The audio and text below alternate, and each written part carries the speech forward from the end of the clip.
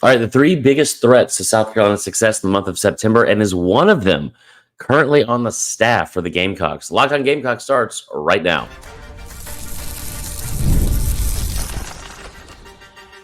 You are Locked On Gamecocks, your daily podcast on the South Carolina Gamecocks, part of the Locked On Podcast Network, your team every day. What's up, guys? Chris Marler here. Welcome into Locked On Gamecocks. I appreciate you guys joining us. It's great to have you along. I am your host, and thank you for joining and making Locked On your first listen each and every day. Shout out to our everydayers. We are free and available wherever you get your podcasts, as well as on YouTube. So make sure you check all that out. Subscribe, follow, like, all the above. We are part of the Locked On Podcast Network, your team every day. We got a great show today. I'm really excited about it. We've had a little bit of a break. My voice is a little bit shot because I was at Creed last night, and it was a phenomenal time there in Simpsonville. But I'm pumped about this episode. We're brought to you by our good friends, first and foremost, from FanDuel. Make every moment more with FanDuel. Listen, the season is coming up rapidly. I think it's like 36 days until the actual season starts. But make sure you get over to FanDuel today. They are doing this all summer long. Every single customer with FanDuel gets a boost or a bonus daily. That's right. There's something for everyone every day, all summer long. Visit FanDuel.com to get started. Now, today's episode, what we're talking about is the biggest threats to success against South Carolina in the month of September. There's 4 games there. You've got 2 SEC games right off the bat. And I'm going to talk about what 3 people, players and or coaches, that I think, in my opinion, are the biggest threat. And one of them, just to be honest, is Clayton White, the defensive coordinator at South Carolina. 2 of them are players from other teams. I think Clayton White is good as well. We'll get to that in a second. Now, when I look at the month of September, you look at this, and we've talked about this a bunch on the show. It's 4 games, right? 2 of those games, I think, are just chalked up as losses to everyone outside of South Carolina. But I feel like we've talked about, especially, I think there is a path to winning at least one of those games, if not both. Right? Like the Kentucky and LSU games have just been like an automatic L for almost anyone in like the national media. I don't think that's entirely something you can just chalk up as like a definite at all. I really don't. And I think there's a number of reasons why, but there's also there's people and players in those games that are going to have to step up if you want to get to that path of being 3-1 or maybe even 4-0 after the month of September. Now, 4-0 does admittedly feel like a little bit of a pipe dream. Like if we're being honest, like, you got to play LSU at home. LSU is a very good program. I know that they're replacing a Heisman Trophy winner. They're replacing 2 first-round receivers. They're replacing their offensive. They have 2 new coordinators. Brian Kelly is very, very confident in this team, and he's going into year 3. And if you follow Brian Kelly's career, he's very, very good in year 3. Just ask him, because he will tell you flat out.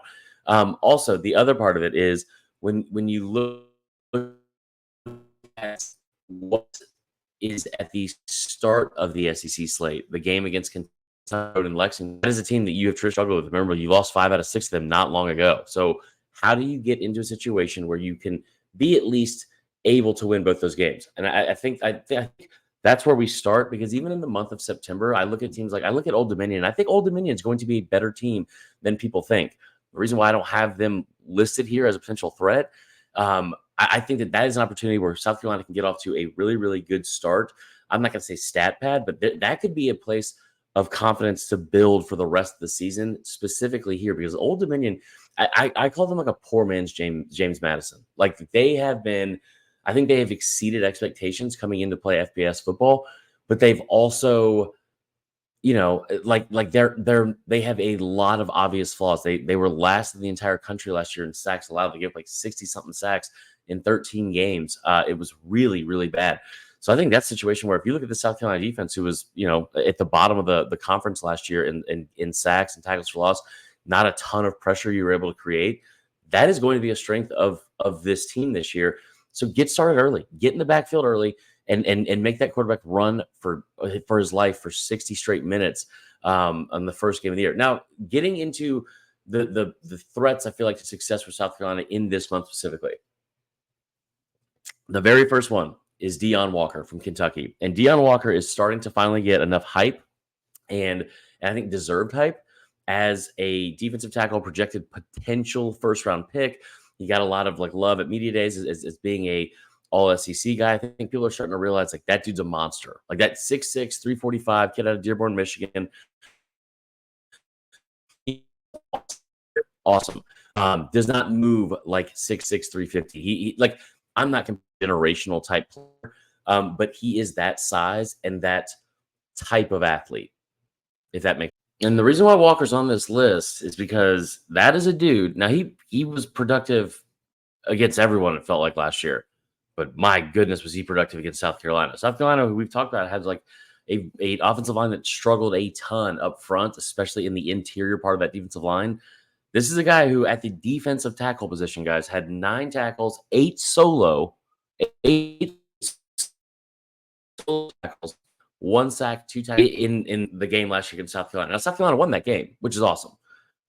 But man, you want to talk about like it felt like you're taking over a game. I mean, that can't happen this year. Like that can't happen. You need to show right from the jump and up front, like right from the jump, that you are stronger up front, especially in the interior O-line for South Carolina. I mean, like, listen, that kid is a very, very good player, and he is going to get his numbers, and he is going to get his, and he's going to eat all that stuff.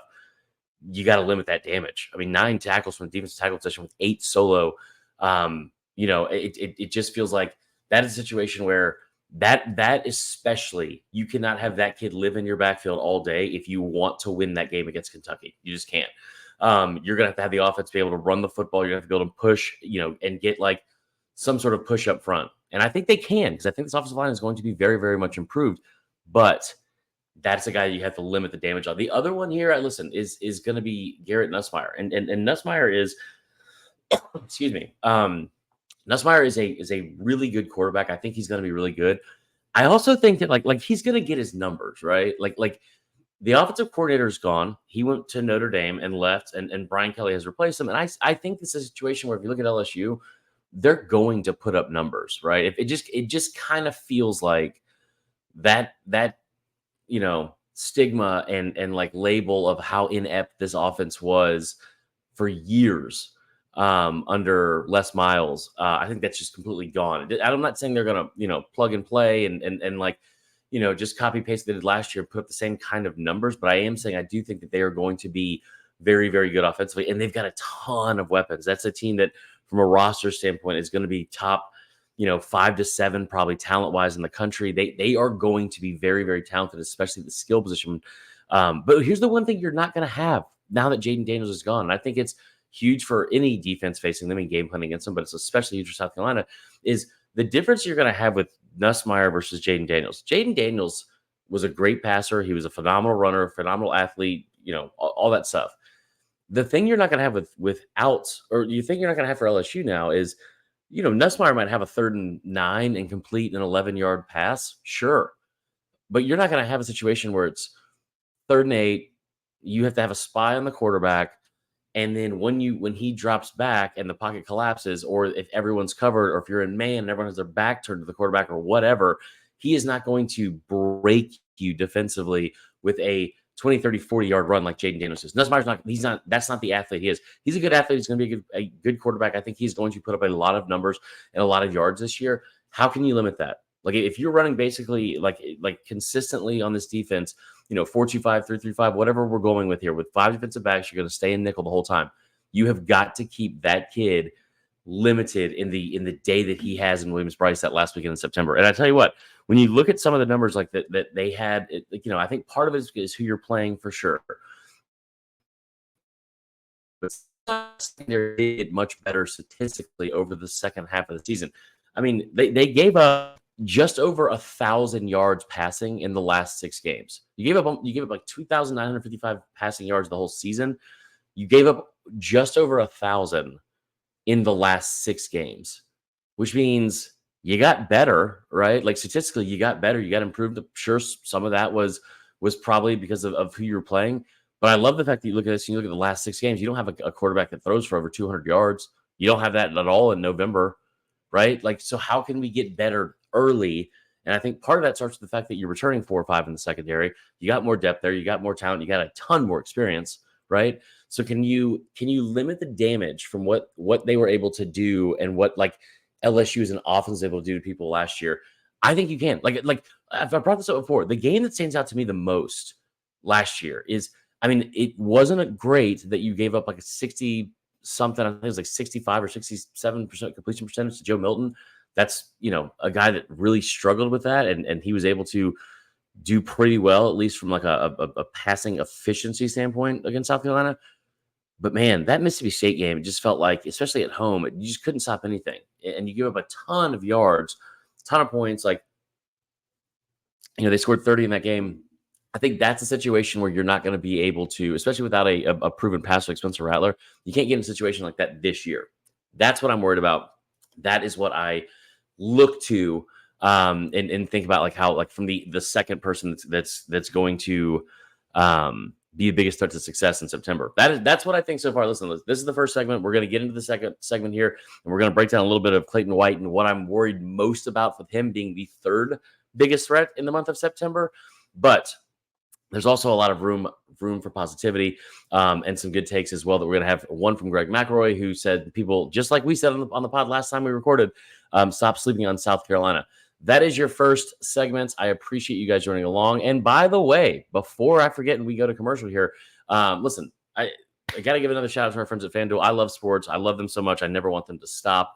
But as the playoffs wind down, obviously the NBA and NHL is over. We are in the dredges of summer. We get fewer games. The sports stop sporting. They're not sporting like we want them to. I will say that. But FanDuel lets me keep the sports going whenever I want, all summer long. All I have to do is open up the app, dream up any bets I want to make, anytime I'm in the mood. And this summer, FanDuel is hooking up all customers, or a bonus every single day. That's right. There's something for everyone every single day. FanDuel.com today. Start making the most out of your summer. So we appreciate that. We will be right back for segment 2. All right, guys, welcome back in. Listen, before we get started in segment 2, and I finish out our series or our segments of the 3 biggest threats to success in September for South Carolina, one of those out there. Listen, are you watching Fox Sports or ESPN every single day on your TV all day? Because listen, like, we're 36 days from kickoff. I get it. We're trying to get as much and consume as much football content as possible, or just sports content in general, since we're basically just on the baseball season. But listen, if you're doing that, odds are you are probably having to turn down the volume with all the shouting all the time. There's only so many times I can hear someone talk about Bronny James in the summer league. But if that's happening to you and you're tired of all the yelling, make the switch to Locked On Sports today. It's a free 24/7 sports streaming channel program for you every day to bring you can't-miss analysis, opinions, and news, streaming 24/7 on YouTube or the free Amazon Fire TV channels app, part of the Locked On Podcast Network, your team every day. Let's get into segment 2, and there's 2 things I want to talk about. And we saved the last person I think that is the biggest threat to success for South Carolina this year. And it almost was like a cop-out, because if you can look at things that Clayton White has done as the defensive coordinator, and that is the third person. I think it's Deone Walker at Kentucky, it is Garrett Nussmeier at LSU, and it's Clayton White on your own staff, the defensive coordinator. He has come out under a ton of fire. And the defense has struggled. The defense has struggled. There's no way around that. I do think that there's also positives to what he's been able to do, right? You could honestly make the case that Dowell Loggins is the one that's like kind of underachieved, even though he's been there for, 2 less years than him. Dowell Loggins is a guy that had the best and most talented, physically talented quarterback you've had in program history. And, I know Juice Wells didn't play, but you had a lot of talent. Nick Harbor, again, even though he was a ton of PT, you had a ton of talent on that roster that was like, not I don't want to say underutilized, but it didn't feel like they achieved as much as they probably could have. Now, regardless, I still think the defense is what's going to come under the most scrutiny in the month of September, if there is scrutiny, because I think the offenses you're going to face, like Kentucky has been very open about the fact that they are going to try to get back to the big blue wall thing. They're going to try to pound the football and run the football and that kind of stuff. LSU is not going to do that. They are going to have a balance, but they are going to throw the football probably close to 60% of their plays. And part of that's because of the roster and the talent they have there at receiver and tight end versus running back, because you're going to have more of a running back by committee at LSU. But that being said, you need like more than ever, you need Clayton White to step up. Now, here's some positives from what he has done. 64 total turnovers over the last 3 years. That's the most in the SEC. Their run defense and yards per carry allowed were not only I have actually barked about how the fact that I thought it was pretty bad. It was like 3.88 yards per carry, which is not where you want to be. But that's the best that it's been since 2017. And the run defense as a whole was the best it's been since 2012 statistically. So we're improving. I think there's a long way to go. I think there's still like plenty of room for more improvement. But here's the other one too. You forced 17 turnovers in the red zone. The concern I have is this: you gave up a ton of points to teams earlier in the year. I think they made strides at the end of the year. I really do. And you do get a lot of that talent back. Like you get a lot of that talent back. So, and leadership, right? Like, and leadership. I don't mean to jump at the screen. You get a ton of leadership coming back as well, especially in the back seven of the linebacking core and the secondary as well. So that part I love. But man, if there's ever a time that you need Clayton White to go have a good start to the year. You cannot have what you had last year, where it's like you give up 67% of your passing yards in the first 6 games versus the last 6. Like, we need consistency the entire year and get off to a good start. Like, this doesn't need to be time for a learning curve, especially if you're going into year 4. Now, this is a guy that whether it was fair or not, you had a lot of people that were kind of calling for Clayton White's job at points during last season. And to Beamer's credit, he stuck with them. They are both going into year 4 together in this program. I think that he is going to be fine. I think this defense is going to be better than people think. I really do. But if you do fail early, I feel like that's the guy you're going to look at and say, like, what are we doing? Like, we cannot have half the season be like a success story, especially in the second half. If you are going to be successful in this year at South Carolina, you need to get off to a good start early because, listen, like I said, September, then you get to October, you play maybe what is the toughest in all year. You get Ole Miss at home, Bama on the road, Oklahoma on the road. Those are games you need to go into, I think, that month of October with at least a 3-1 record. How do we do that? How do we get there? So just to be very clear, like, this segment's not about me putting Clayton White on blast, because, like I said, there are positives to what he has been able to accomplish with this defense in the first 3 years, and they have made improvements. Like, maybe at times it doesn't look like it, and it's frustrating and all that kind of stuff, but they have made improvements throughout his time there, and you can see it, like I said, statistically. Now, the thing that worries me is this: 64 turnovers in 3 years is great. I mean, like, being plus 20 or being at 20 or more turnovers on average for 3 straight seasons is fantastic. The 17 turnovers in the red zone that you forced, it was only second in the SEC. That is an incredible stat. I mean, 17 forced red zone turnovers in 12 games is insane to me. But the thing about turnovers and the thing about stuff like that, it's kind of similar to like the same thing about one score wins and losses. Like, more often than not, those don't translate year over year. And that's the concern. Now, he's already shown that's something. I mean, 64 in 3 years leads the SEC, right? Like, we've talked a lot, even on this show, about all the things that South Carolina is behind on, or at the bottom part of the SEC on. And this is something they lead the entire conference in. That's great. Build off that. The concern for me is, like, what if you go into that game, against LSU and you have 2 turnovers in a big environment where you're 3-0 and so is LSU, and I'm sorry, 2-0 and maybe so is LSU, and you're forced turnovers. Like, you don't want to be with, like, behind the 8 ball on something like that, where you're having to make those type of plays and dependent on something that a lot of times, especially if you look at like Phil Steele and analytics and all that kind of stuff, those are almost like a metric of luck to a degree. Can we get that for one more year, man? Can Clayton White do that one more time? I think if that is the case, then yeah, I think you're going to be in good position. Okay, that is all for the first 2 segments.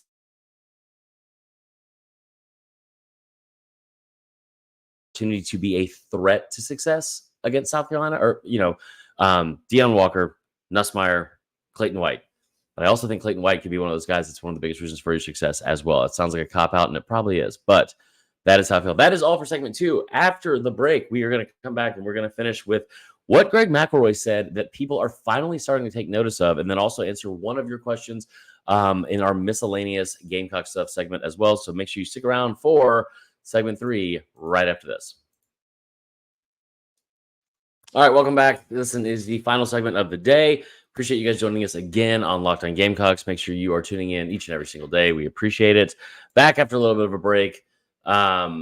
It has been a fun episode. I appreciate you guys joining along, like I said. So listen, here's what we're going to close out with today. We're going to answer one audience question, then we're going to also talk about the thing that Greg McElroy said that I feel like, pat myself on the back. I feel like I've been a little bit ahead of this and said this after the end of last week about not sleeping on South Carolina. But Greg McElroy, somebody who obviously played football at a higher level than me ever, but also probably, held with a little more credibility as he's on ESPN.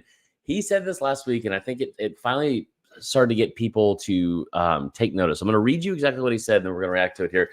He says, this is from an article on 247, but he's giving the interview last week he's speaking on his show, Always College Football. So the reality is, a lot of people look at South Carolina this year and they think what I would say is that in visiting with people that are very familiar with what South Carolina has, I think they're going to be better than people realize. I think defensively, they have a chance to be really good. Now, really good is relative. I don't think they're going to be top 2 or 3 defense in the SEC, but I think they'll be in the top half, which is going to allow them to win more games than people are anticipating. If their offense develops into the offensive identity that I think they're going to develop into, ground and pound, run the football, use Lenore Sellers, run him around, create with his legs, that's going to shrink the game and only improve their defense. So I think South Carolina is being slept on going into 2024. I love it. And it kind of says exactly what we were talking about last week, especially, which is, I brought this up, think about getting into the fourth quarter when you're close and you got you're able to run Lenore Sellers, you're able to run, Rocket Sanders, you're able to probably do some things with Robbie Ashford. And that's not just, some elusive, there's no scat back involved there, right? You've got depth at the running back position. You've also got size in that backfield.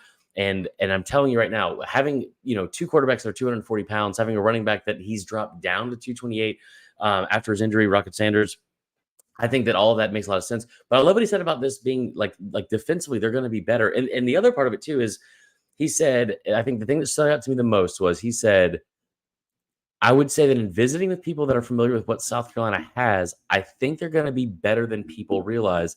Defensively, they have a chance to be really good. People close to the program that know the talent inside those 4 walls in that building, they get it.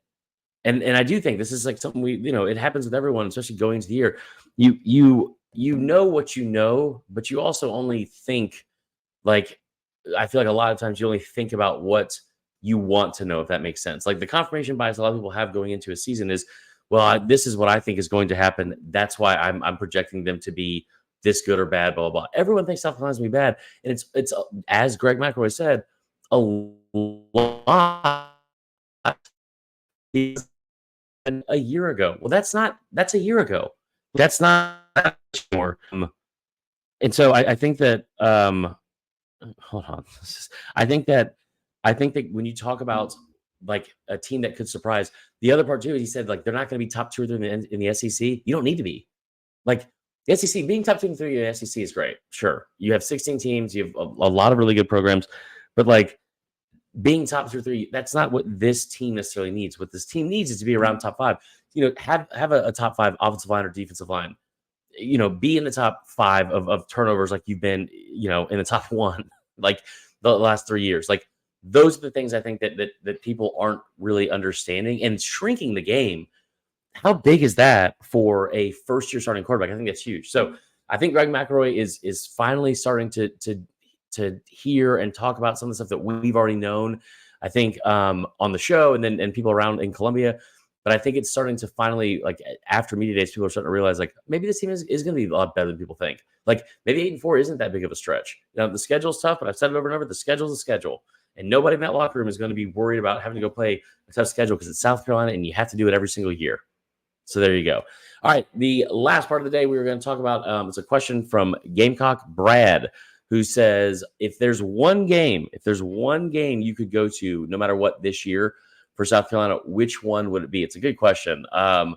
Obviously, I would pick a home game. I hate how many home games they have early in the year because it's going to be a bazillion degrees in Williams-Brice in September. I would say the one for like the two that stand out for me is the two I keep talking about over and over, which is like the LSU and Ole Miss game back-to-back weekends, late September, early October. I would probably pick LSU because I think you have a better chance of winning that game. But I mean, the Ole Miss thing, especially because I think that Ole Miss game, you have an opportunity where you could be 3-1. They should be undefeated. They have a cakewalk of a schedule to start the year. I think that that would be the biggest game potentially. I think on the South Carolina schedule from a national perspective, because everyone's all over Ole Miss, right? Everyone's all over Ole Miss. I think you're going to have more of that game. Fifth, I think. Would be the one I would probably pick. I think that they've got a dynamic offense. Obviously, they're going to be very good. That's a game where you're going to have to, like, especially for that week of prep and practice, you need to make sure your eyes are locked in. You're seeing the right things. You're not like falling for any like window dressing, all that kind of stuff on defense. But the other part of it too is like I'm very familiar with the Pete Golding defense. He is going to struggle with what I think Lenore Sellers can be and the type of player Lenore Sellers can be at quarterback. So that's what I would pick. I would pick the LSU game October 5th. We'd be super pumped. Maybe we'll be there together. Maybe we'll be tailgating beforehand, guys. I don't know. But yeah, that would be mine as well. Anyway, listen, I appreciate you guys joining us today. Sorry for the delay. I know it's been 4 or 5 days since we recorded last. Locked On has launched the first ever national sports 24/7 streaming channel on YouTube, and now it's available on Amazon Fire TV and the free Fire TV channels app as well. Locked On Sports is here for you, covering 24/7. For you 24/7, covering the top sports stories of the day with the local experts of Locked On, plus our national shows covering every league. Find Locked On Sports now available on the free Fire TV channels app. I appreciate you guys joining us, and we will be back tomorrow. I hope you have a fantastic rest of your afternoon, and we will talk to y'all then. Bye, y'all.